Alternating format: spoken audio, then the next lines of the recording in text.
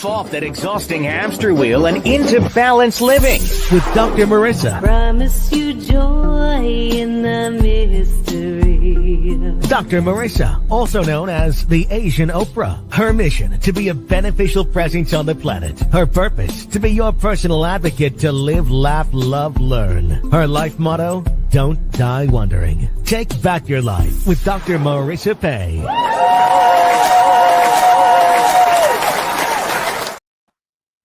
And welcome. You're tuned in to Take My Advice. I'm not using it. Get Balanced with Dr. Marissa, the morning show here on KZAA, NBC News, CNBC News, NBC Sports Radio Station, AM 1050, FM 106.5, and streaming everywhere. iHeartRadio, Spotify, iTunes, TuneIn, Audible, Amazon Music, Tiki Live, Rumble, Podchaser, Streaker, Speaker, and more. Why so many places? I want to maximize my splatter zone for more hope and happiness, so there's no gossip, no scandal, and no K words, no Kanye talk, no P. Diddy talk, no T talk, because I want to balance out all the bad news out there with some good news and good people. And I'm so delighted to have in studio today someone that I heard last week on the Agape International Spiritual Center stage. Y'all know my big brother's the founder, Dr. Michael Beckwith, and I know my guest and I share that love for him. Cynthia James is an international transformational and emotional integration leadership coach. She's an inspirational leader, TEDx and international speaker, guiding people to make changes at a deep level for lasting healing. Cynthia excels as a coach, singer, composer, and best-selling and multiple award-winning author of 5 books. Her latest, The Kingdom of Magic and Mystery, released in March 2025, last month. She's also the founder and host of the acclaimed podcast, Women Awakening. And after I heard her, I texted Big Brother and said, I'd like to invite Cynthia James on my show. And he promptly gave me your number. And now the rest is history. Please welcome to the show, Cynthia James.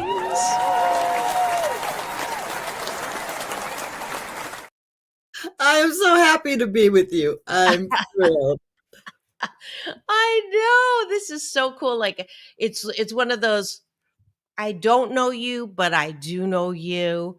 And you know, the way that you describe some of your things that happened to you during your life, and it's like all of those things that will come out today we're just like, oh wow, she gets the whole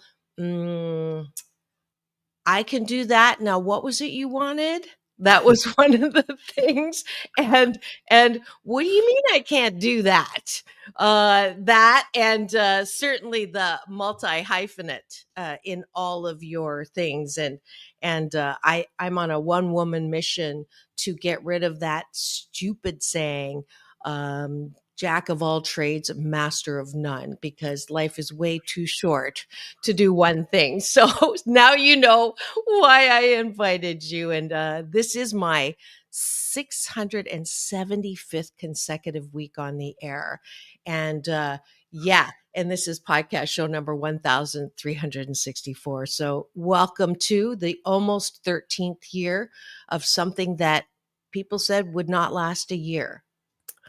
Well, first of all, thank you for inviting me. Your enthusiasm is contagious. And when Michael texted me, he goes, my sister, the Asian Oprah.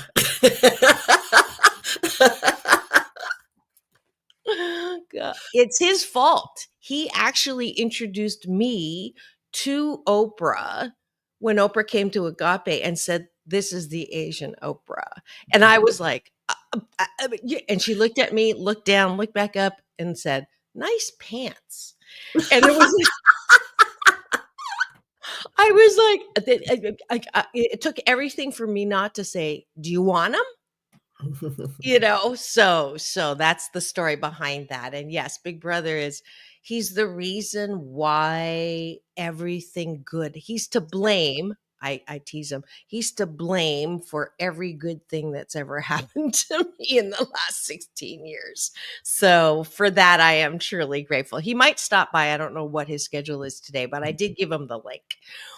But I start every morning, every weekday morning, with breakfast with my guest or breakfast with my co-host. And so today you're my guest co-host, and I take a bite of my gratitude sandwich. I purposely did not warn you about this, but I started this like 3 years ago. So instead of launching into your world, which we will, I do want to get to know you in terms of what you're grateful for. So the top of the bun is things that you're grateful for that are outside of yourself. And then more important for everyone who's watching and listening now or later is what are you grateful for inside of yourself? So gratitude turned inwards. Appreciation is weight training. I want you to do this before you go to bed. For all those who tune in, I see eyeballs coming in now. Welcome to the show. I want you to be able to love yourself, which I think is the foundation of good mental health, self-soothing, self-care, self-love. So that's why we do breakfast. Top of the bun gratitude, like Wayne Dyer says, bless him on the other side. Start your day in the most positive way. And then on the bottom of the bun, what do I like about myself so I can sleep at night instead of criticizing myself? So I'll start real quick. I am grateful for, I already said my big brother, so we won't do that one. I'm grateful for this cup of coffee every morning, not the same one, but the ability to just have taste and enjoy the creature comforts of life. Ooh. Well, I have a cup too. It's from Chartres, France. I'm grateful that I get to take people on pilgrimages around the world. And I'm extraordinarily grateful that I have the opportunity to be a beneficial presence for people who want to shift and grow and expand into their greater yet to be. I'm grateful that it looks like heaven right now. There's a marine layer fog out there. Let's see if I can do this. It's out the window. Do you see that? It's like completely foggy. And there's no, and I'm at the beach, but you really can't see it now. But I feel like I'm going to walk, if I walk down it, it's like into heaven. So I love weather. I love the fact that we get to experience mostly sun. Here, I'm solar powered. All right. One more gratitude. I am grateful to be what I call a miraculous unfolding, because based on where I came from, there's no logical reason why I should be who I am today. Ooh, that isn't a pre foreshadowing of the story that's to come. I'm anxious to get there now too. All right, let's go to the bottom of the bun, which is what do you like about yourself? And a lot of people have problems with that because, like me, we're born in homes that said, you're not all that. Who do you think you are? In the Chinese culture, there's a saying, the nail that stands up is hammered down. So it is a muscle to work. And so a lot of people don't like doing this when they come on the show. You will be the exception because I know. So I will say I appreciate my enthusiasm. It's funny. Rev and Neil Donald Walsh and Bishop Carlton were on my power panel years back. And that was the adjective that they picked for me. I was asking them to pick an adjective for each other. And that's the one they picked for me. So it's funny that you should raise that. Yeah, well, for me, joy. I like that I am a joyous person, that I like to be joy, bring joy, and be in joy. I have an addiction to joy. Great. And that's it for breakfast. It's, it's a good life habit, a hashtag blisscipline, as Michael will say. Hopefully you, wherever you are, will join me every weekday morning to do this or without me. I'm hoping that you all take this to heart, 28 days to make a good life habit. And, folks, thanks for joining us for breakfast.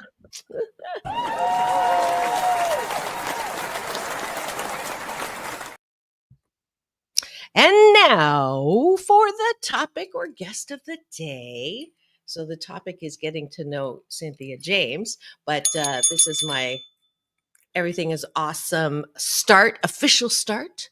So I will say to you, explain, Cynthia James, why you said against all odds where you came from, you are doing what you are doing today.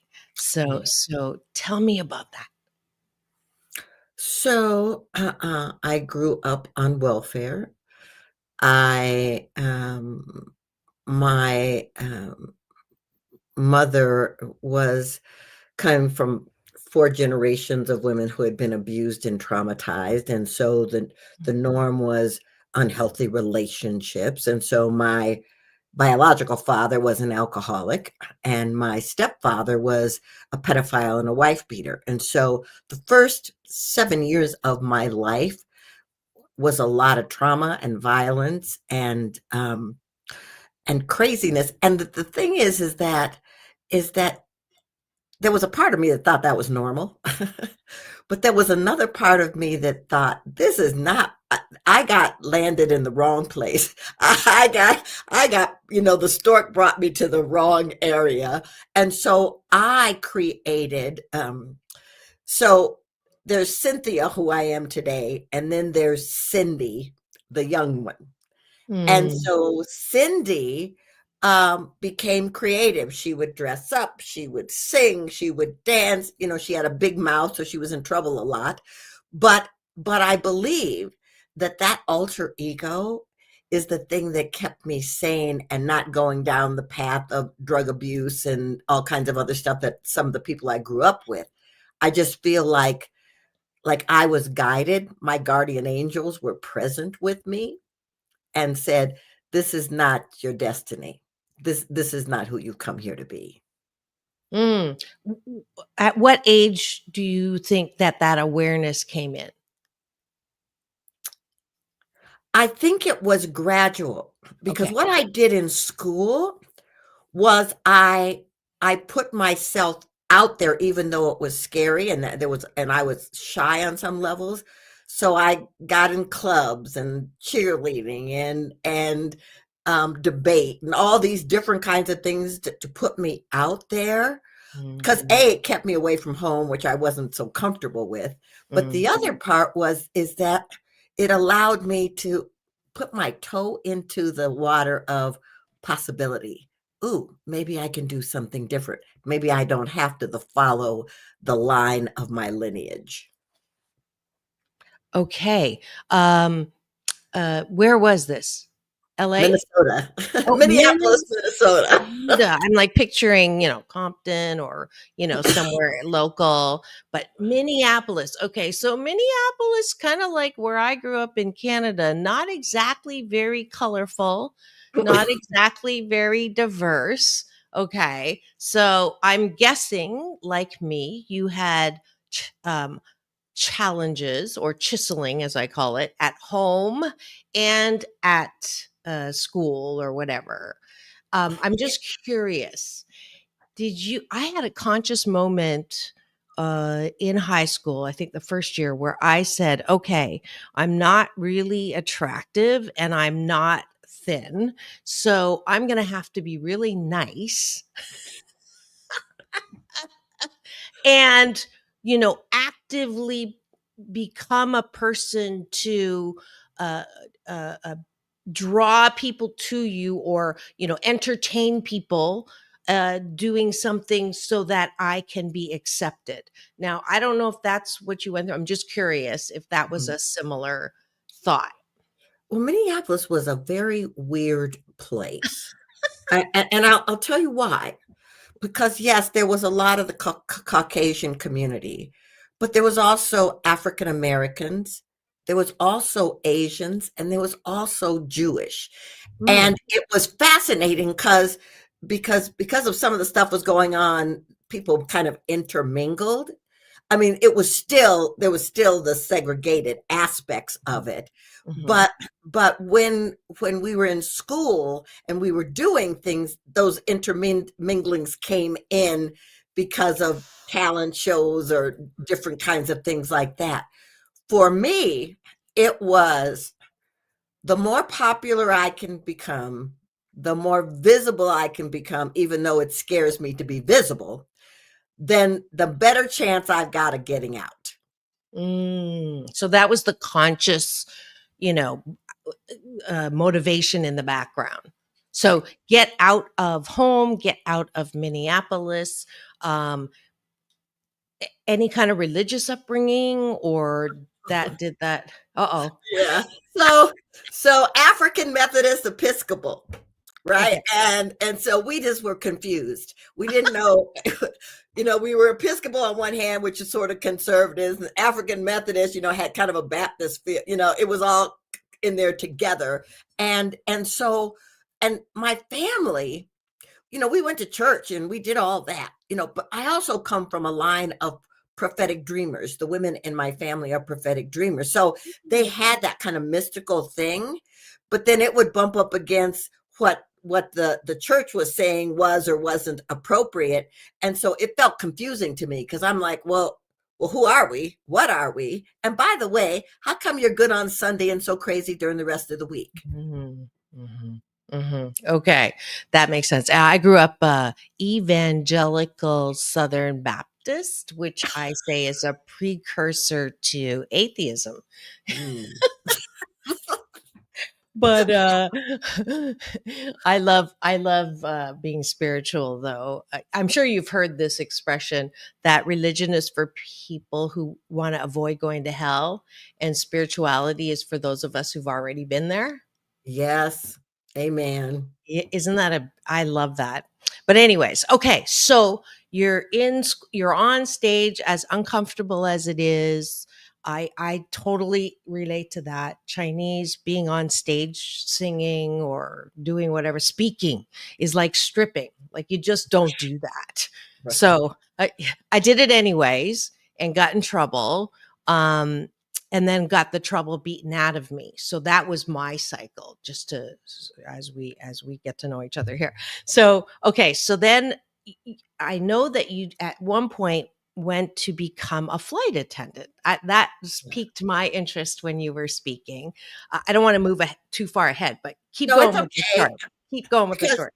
well, the interesting thing is that when I was in high school, I was singing, and I wasn't like Aretha Franklin or Gladys Knight, but people liked my voice, and so I was in a band and I did some stuff, but it was going nowhere. I mean, and so um, I was feeling confused because I really wasn't ready to dive deep into full-time college, and I'm confused about, singing's not making enough money to live on. So what can I do? And that's when I opened the paper and saw Trans World Airlines was looking for hostesses. And it made no sense because at that time, there weren't a lot of women of color that were hostesses. But something in me said, go interview anyhow. I didn't tell anybody because I didn't want people making fun of me. But I went and I got picked, and I got flown to Kansas City for 5 weeks to train. And then I got sent to New York as home base, which was crazy because I was like a fish out of water in New York. I was naive and stuff, but there was something about the energy of New York, that kind of movement and theater and all that kind of stuff that was like, oh, okay, I can make this happen. And it was incredible. The people in my family hadn't traveled. And so for me to be able to get on planes and go to Europe and travel around the country and be in service, because at that time, being a flight attendant was prestigious. Yeah. I'm just thinking I'm going to add pioneer to Mhm. your, I should have put that beside your name on the top of your lower third, because that also struck me. You really were the first. And to have that kind of, I can, no fear. That's what people say my middle name is. And it makes me wonder, like, are we born with that? Or is it a direct result of the kind of trauma that we grew up with? Is that's a gift, right? When, I'll never forget the moment that I knew, um, I was I was transformed was when uh, um, Reverend Michael Beckwith. I took a class with him. I was okay. So I got sober January 25th, and I went church shopping, right? Because I needed a God of my understanding, and so I went to all the Episcopal and all of that, and I ended up at Agape, and I had a spiritual awakening where it was during meditation. I wasn't a meditator then. Now I teach it. And I felt a presence go behind me, tap me on the shoulder and say, "Darling, you can church shop from now till eternity, but know that I've always been here waiting for you to turn around and dance with me." Wow. And then Michael came on stage, right? So that was, and the, we don't, this is about you, not me, but I wanted to share that part of the story because he told me then that, um, is it possible that all the crap that I'd been through, that I had held as blaming, the reason why I was so unhappy, is Mhm. it possible that those situations and yours, the danger at home, all of that, is it possible that that developed in you something that you actually like about yourself? Yeah. I think it's a combination. I think that light workers come here to bring messages and they have to go through some things in the human experience to be able to allow that message to emerge in them to bring it. For me, I met Michael Bernard Beckwith when he was a practitioner and he was in a little community, and I walked in a mess because relationships had been a challenge for me, and the Daniel Morgan was the minister on stage, and he said, "You are the captain of your ship. You get to drive and create your own destiny." And my mind was blown. I was like, "Can that be true? I mean, is that possible?" And so I think that when the time comes, we're always guided through those doorways. Mm, interesting.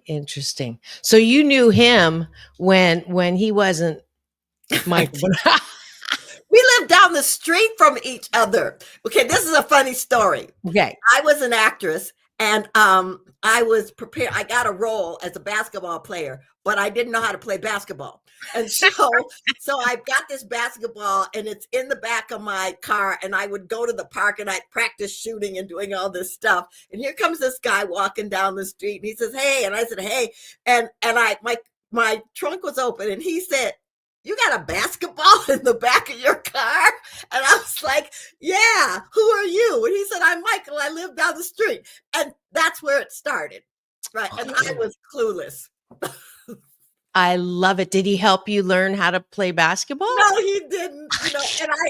I faked it through the movie, but no one would ever hire me to be on a team. That's hilarious. So that's how the friendship started. I would And say. how did that go to the Morgan Well, were the you in thing is, class together?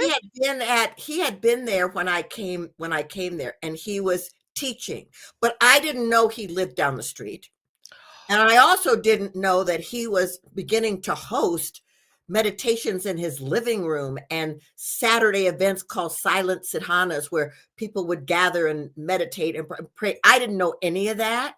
But that's what I think. I think that there are clusters of souls who agree to come together.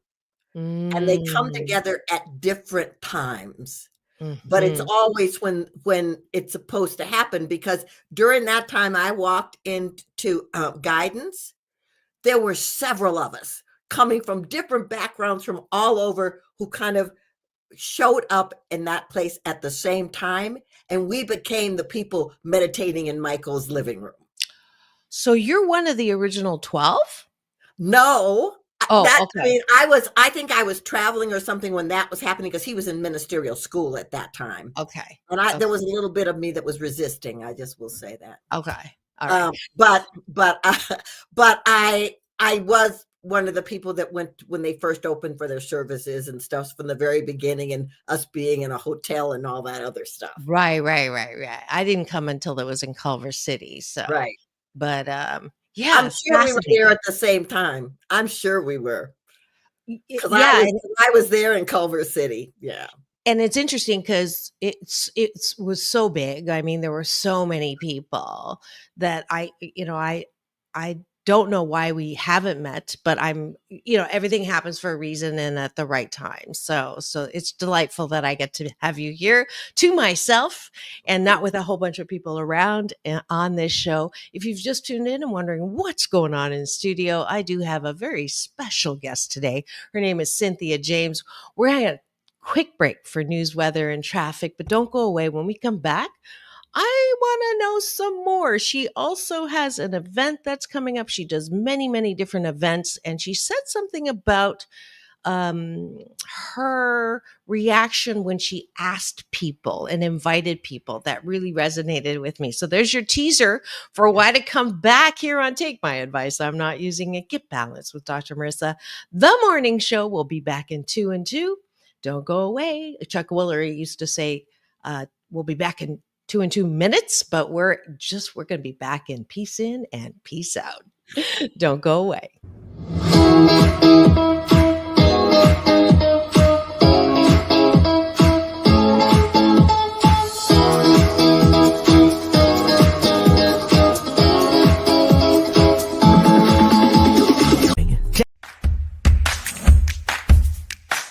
Well, she has been dubbed the Asian Oprah, and she just wants all of us to be happy.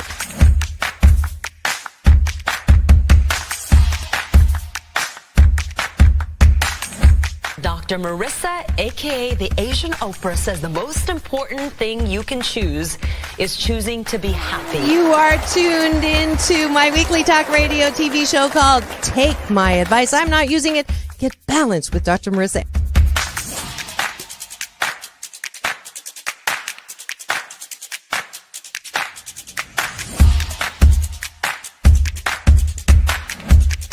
That's the idea for Dr. Marissa Pay's new book called 8 Ways to Be Happy. Many of us say, I am my own worst critic. Nobody's harder on me than I am. And my response to that is, stop it! Why are you doing that to yourself? You have to be your biggest fan, because if you can't at the end of the day say, I did a good job, who is? We don't have to constantly be angry at the things that are wrong. Why don't we choose to be happy about things that are right? We have the choice. That's our muscle. And life is so amazing if we can see it.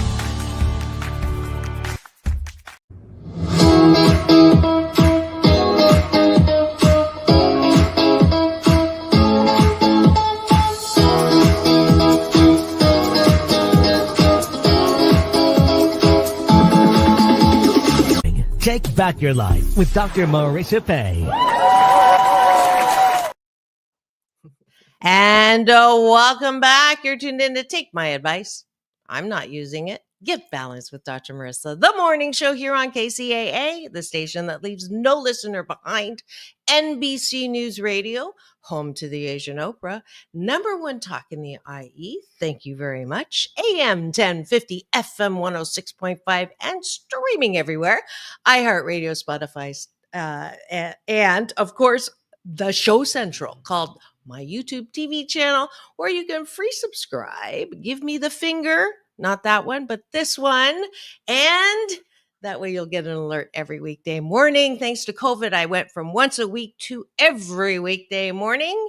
And this is a show about hope and happiness. So I'm balancing out all of the headlines. You will not hear a headline here on the show because you can get that anywhere. And it's almost always negative. If it bleeds, it leads. And as Michael says, media has been the weapon of mass distraction. So we're purposeful here. I bring you guests and topics that will help you feel better, not worse, about yourself and the world. And today I have a very special guest. Her name is Cynthia James. She's an international transformational and emotional integration leadership coach.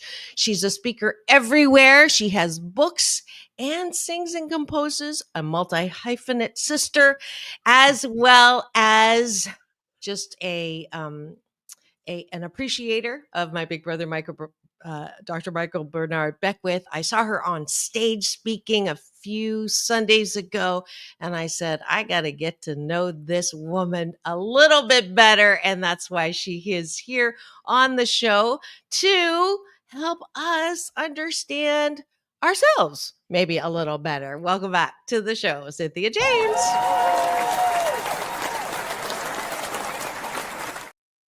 The applause makes me happy. I have been very consistent with that applause from day one of the show. And because I don't think that life is too short to not affirm yourself and others as much as possible. So that's why I've taken that applause with me wherever I am on the show. And I am going to give you, just reading up and doing a little research on you, I'm going to give you Dr. Marissa's Beneficial Presence on the Planet Award for the work that you are doing now, before, during, and after. So here you go.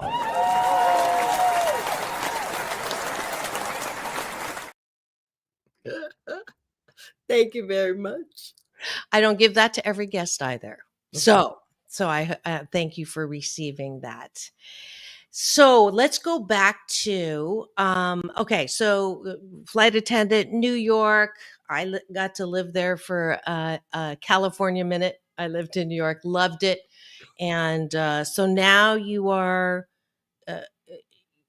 what are you thinking? What's next? Or I wish I was that conscious, but I wasn't. I was, oh, let me follow this thing. Oh, there's a shiny thing over here. Let me go do that.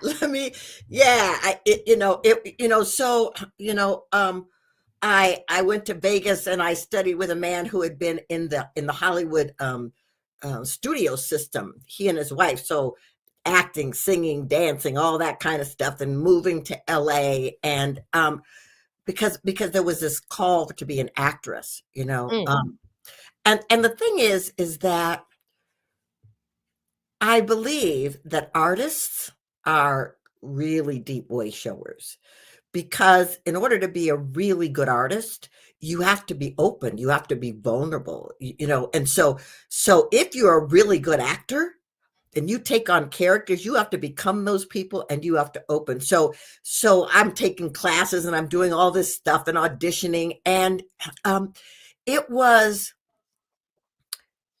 good news and interesting news. I mean, I was getting booked at certain things and stuff, and other times, if you're an actor, they're going to turn you down more than they say yes.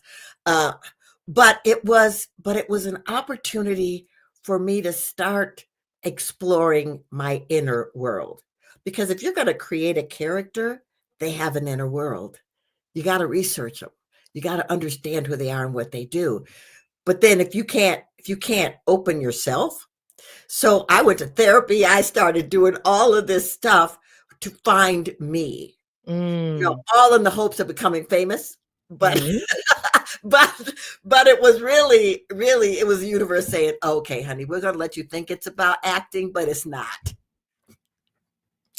That's great. That's great. And so what is your family thinking about all this at this point? Have you completely distanced yourself? No, I didn't distance myself, but they thought I was a little crazy and out there. I was the only one traveling around and doing all this stuff. And I would come home and, we had 12 cousins there, so we'd all get together and stuff. But they couldn't understand that I was a risk taker because they were looking for security and solid stuff and raising families. Now, that isn't to say I didn't have relationships because I kissed a few frogs thinking they were princes, but I was more interested in evolving than anybody in my family. Mm-hmm. Did you get married? 4 times.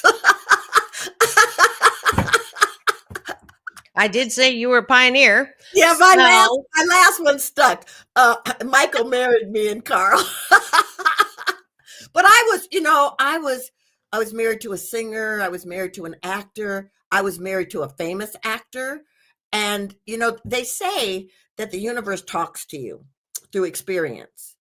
And it'll whisper, and then it'll tap you, and then it'll kind of nudge you, and then it slaps you, and then it gives you a example. And so my marriage to the famous actor was my 2x4 because it was public and it was painful. And that was the moment where I said, oh my goodness, I'm the common denominator here. I got to heal me. Got it. Are you allowed to say the name? Yeah, I was married to Lou Gossett Jr. That is a famous actor. It is. Wow, really? Mm-hmm. Okay, how long? 5 years. Okay, met him acting? No, we had the same manager, and they set us up on a blind date. And without maligning him, but obviously there wasn't a match anymore. How would you, because, I'm happily divorced myself. So one of the things I wanted to ask you about was relationships and being a successful, strong, independent woman. How do you navigate all of that with relationships? So, yeah. Well, no, let me say, for a long time, I was a chameleon. Whatever the person needed, I would become.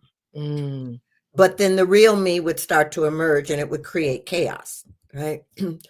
With Lou, it was, I was already taking stuff at Agape. I was doing all kinds of stuff, and I was all happy to be a mom. He had a biological son. We adopted a son together, and it was,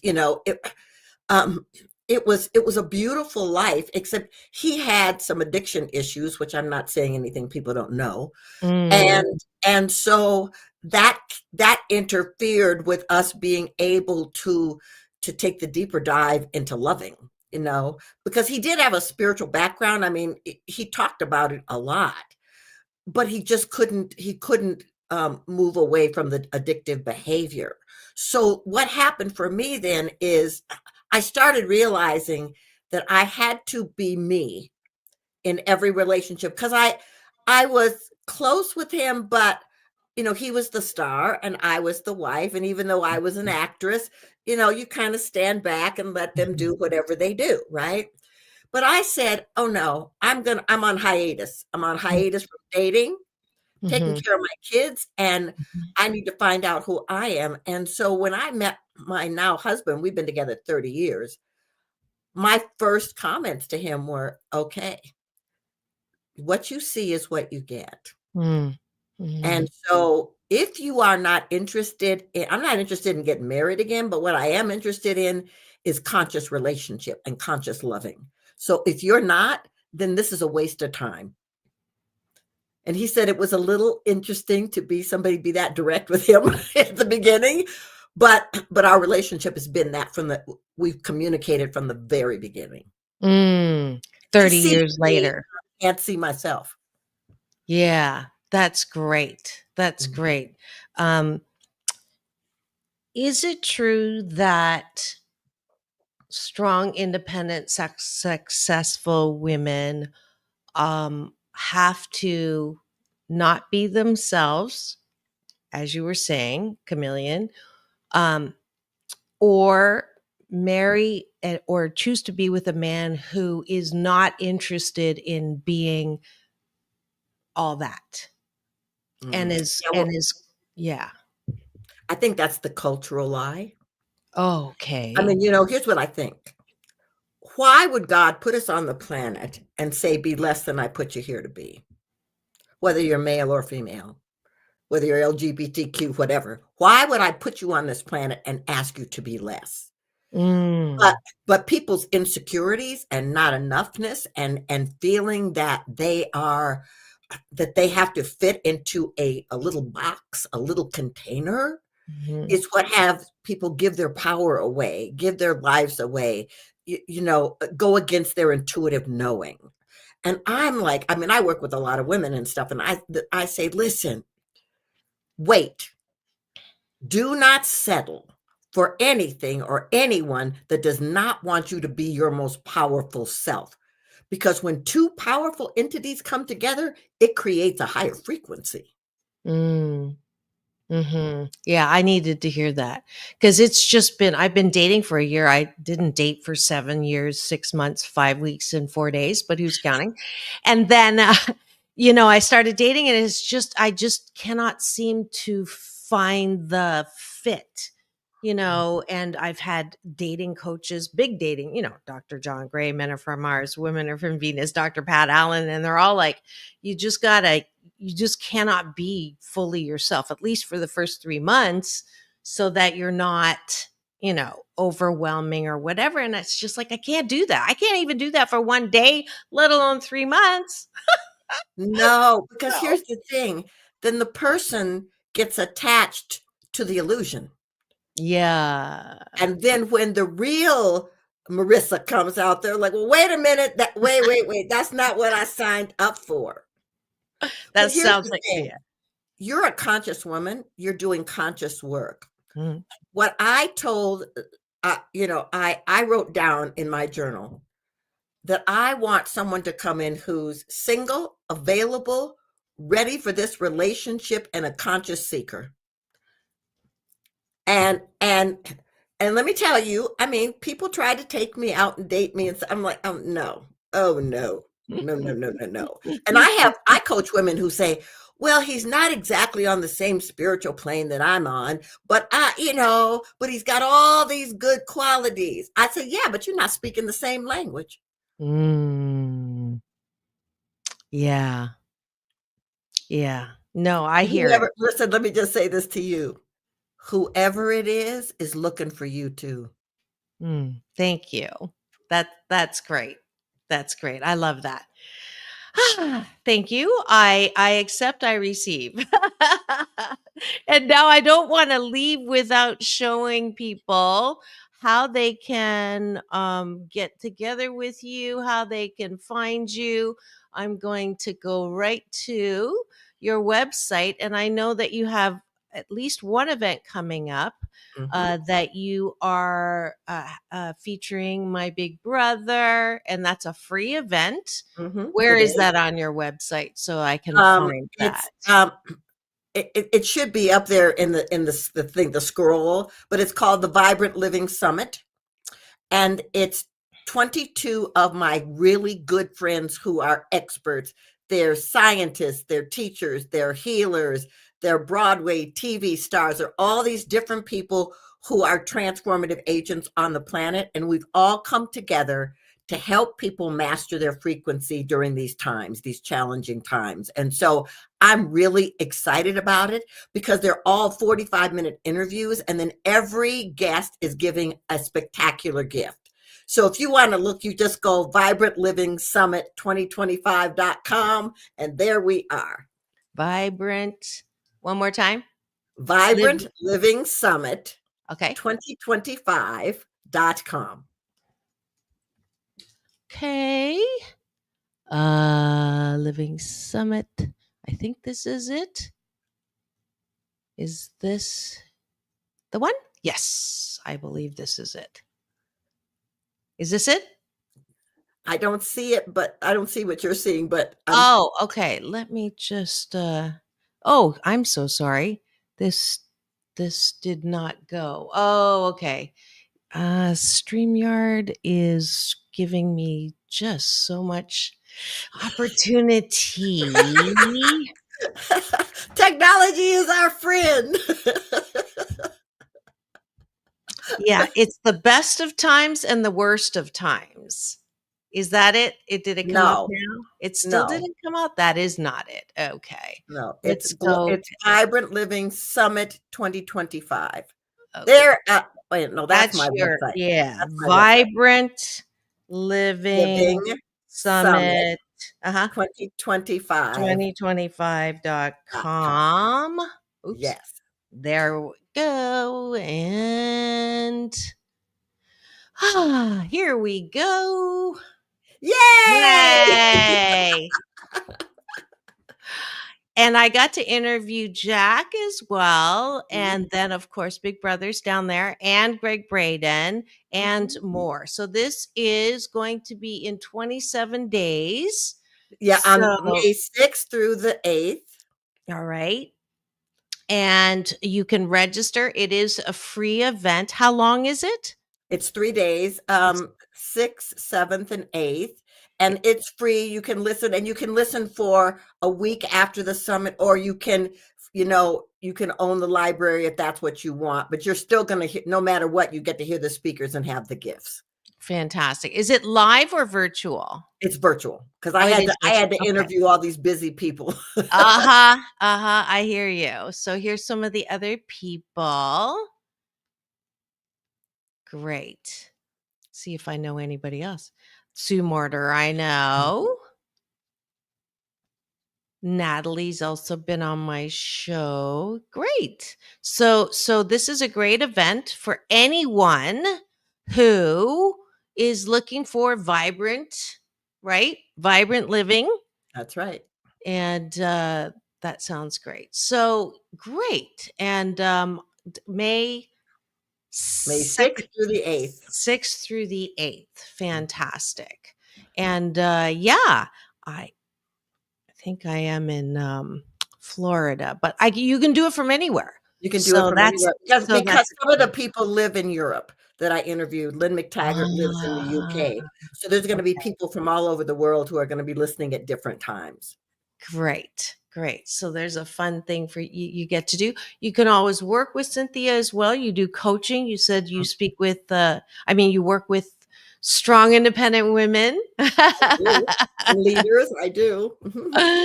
Great. And what would you say to people right now who are just like really not feeling vibrant at all? So from now until the summit, what are some things that people can think about, mull over, shift, in your work as a coach? And I'll give you a second to think about that question. Not that you need it, but I wanted to just give a shout out. Martin Weech is in the Cashew Gallery, my version of the Peanut Gallery. As you can tell, I have inherited my big brother Michael's play with words, right? I love him. I love Martin. Yes, I do too. Welcome. You're the captain of my Cashew Gallery. You're the first one to speak up in the chat. So Cynthia. Okay, the first thing I want to tell you is you're a masterpiece in the making. Make no mistake about it. That you're here for a divine appointment, that you're here for a reason. My latest book is called The Kingdom of Magic and Mystery. And the whole book is designed to invite people to understand that they're universal magicians. You have everything you need encoded within you. I call them the 7 castles. You can call them what you like. But all the places and all the information and all the guidance you need is within you. You just have to tap in and activate it. And once you do that, once you have the tools, you are unstoppable. And how does one activate that? Ooh. Okay, so first thing is some kind of spiritual practice. I mean, I have a morning spiritual practice that's 45 minutes to an hour, but some people meditate. Some people do yoga. Some people do Tai Chi. Some people walk, hike, and pray. There are books all over the place where they give you guidance. There are videos all over on YouTube to help you get centered. Meditation, different forms of meditation, because there isn't just one way. But I would tell you the first thing, set an intention for who you want to be, and then ask the universe for its support, and then look for the gifts. Beautiful. Beautiful. This is Cynthia James offering all of us a way to break any pattern that keeps you thinking that life sucks, keeping you in your piss-offedness about what's going on around. I think the biggest shift for everyone these days that I'm getting confirmation on is quit looking around at what's going wrong and turn your eyes inward to see where you are wonderful. I mean, if that isn't the direction or the directive for all of us who just find ourselves so preoccupied with the news and what the orange is doing or whatever it is, it's like Cynthia said, what her first big thing, you are the forking master of your ship. Quit letting other people take the wheel. Exactly. Right?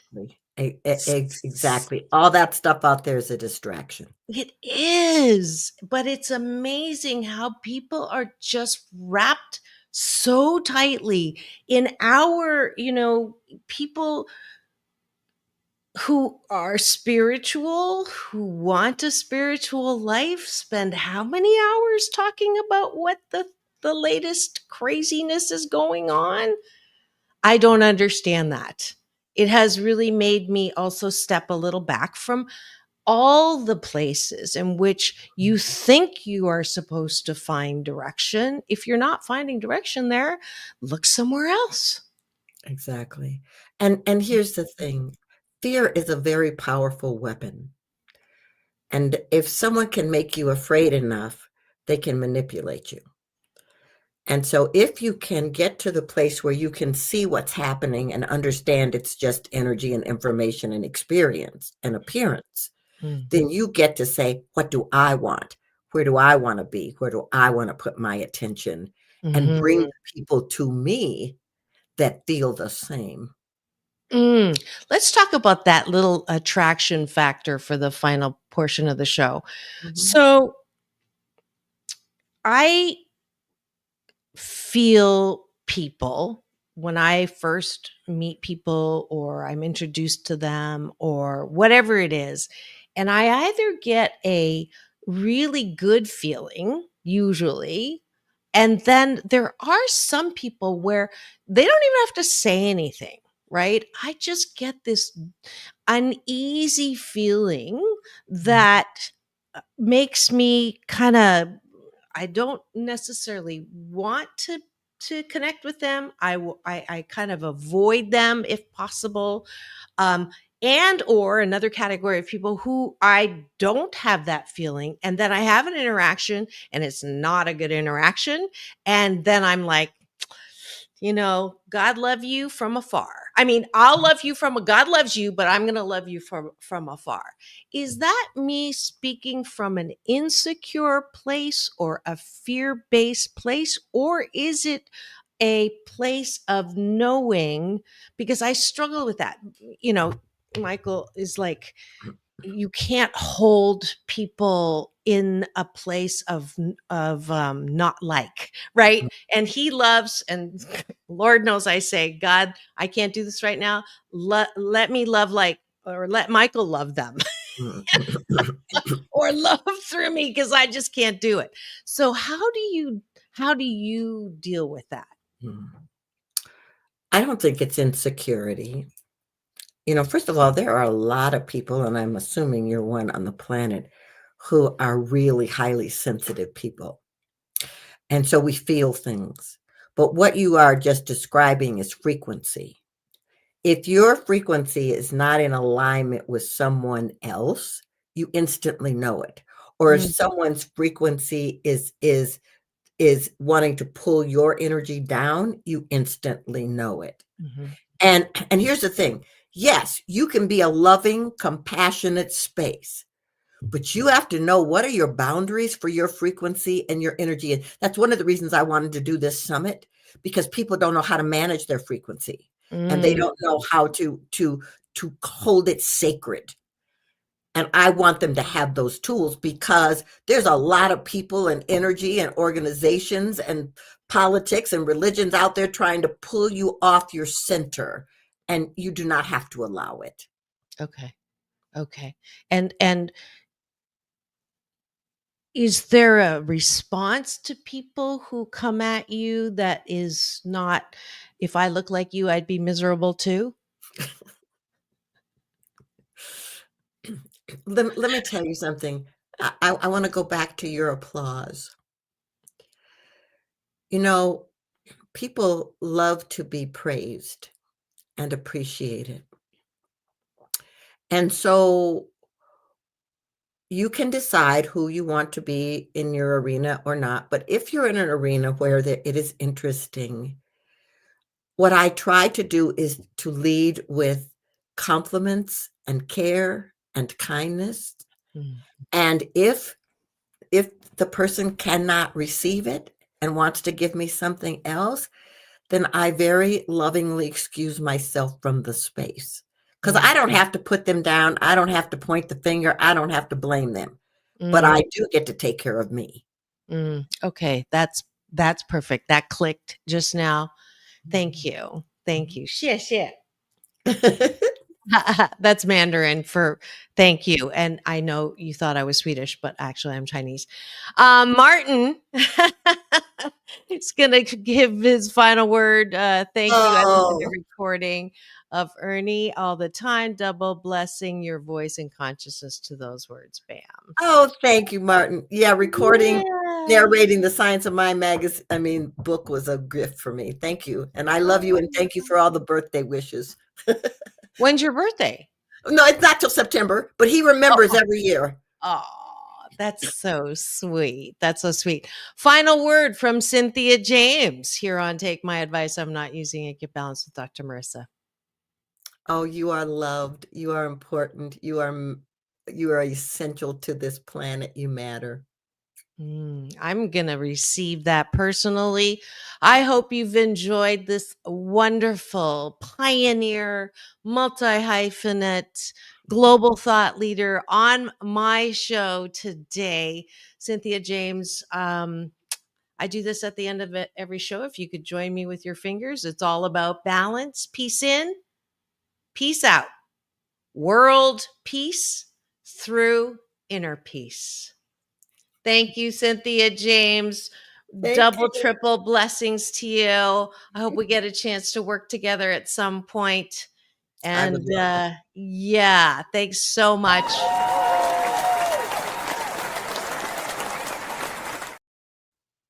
Now go and have the best day ever. We'll see you tomorrow. Doctor's in the house.